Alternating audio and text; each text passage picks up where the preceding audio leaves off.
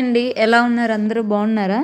ఈరోజు నేను ఈ వీడియోలోని రాజస్థాన్లోని చిన్న టెంపుల్స్ ఎలా ఉంటాయో నేను చూపిస్తున్నానండి. ఇది ఒక చిన్న టెంపుల్ అండి. నేను ఉండే ఏరియాలో ఉంటుందన్నమాట. టెంపుల్ స్పెషల్ ఏంటంటే అండి, చిన్నపిల్లలకి జ్వరం కానీ జలుబు కానీ అంటే వాళ్ళు సరిగ్గా ఉండకపోయినా సరే ఇక్కడికి తీసుకొస్తారండి. ఇక్కడికి తీసుకొచ్చిన తర్వాత వాళ్ళకి బాగవుతుంది అన్నట్టుగా వాళ్ళు నమ్ముతారండి. సో మీరు చూస్తున్నారు కదా, ఇలా చిన్నపిల్లలు అయితే చాలామందిని తీసుకొచ్చారండి.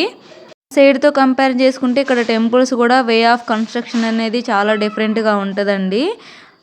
వీళ్ళు పూజించే విధానం కూడా అదంతా కూడా కొద్దిగా డిఫరెంట్గానే ఉంటుందండి. ఆల్మోస్ట్ ప్రతి టెంపుల్లో కూడా ఇలా ఈ షేప్లోని దేవుళ్ళు అయితే ఉంటారండి. వాళ్ళని ఏమంటారో నాకైతే నేమ్స్ తెలియదండి. బట్ కాకపోతే ప్రతి టెంపుల్లో ఉంటుందన్నమాట. ఇక్కడ ఆల్మోస్ట్ అందరూ కూడా అండి మార్నింగ్ ఈవినింగ్ వెళ్తారనమాట టెంపుల్కి. స్నానం చేసే వెళ్ళాలి అన్నట్టుగా వాళ్ళు ఏమి ఉండదండి. కాళ్ళు చేతులు కడిగేసుకొని అయినా సరే వెళ్తారండి టెంపుల్లోకి. మీరు ఇప్పుడు చూస్తున్నారు కదండి, ఈ పూజారి గారు బ్లాక్ థ్రెడ్ అయితే కడుతున్నారండి మెల్లో. సో మన పక్క దిష్టి అనేది తగలకుండా కాళ్ళకి బ్లాక్ థ్రెడ్ అయితే మనం ఎలా కట్టుకుంటామో, సో ఇక్కడ వాళ్ళందరూ కూడా అండి 70% మెల్లో కూడా కట్టుకుంటారండి. అండ్ కాళ్ళకు కూడా కట్టుకుంటారనమాట, చిన్నవాళ్ళ నుంచి పెద్దవాళ్ళ వరకు కూడా. మన సైడ్ టెంపుల్స్లో మనకు ప్రసాదాలు, ఇటు సైడ్ టెంపుల్స్లోని ప్రసాదాలు అయితే చాలా డిఫరెంట్గా ఉంటాయండి.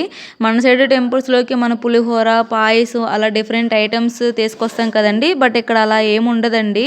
నేను అబ్జర్వ్ చేసిన ప్రకారం చాలామంది కూడా ఇక్కడ ఎవరు కొబ్బరికాయలు అయితే కొట్టట్లేదండి.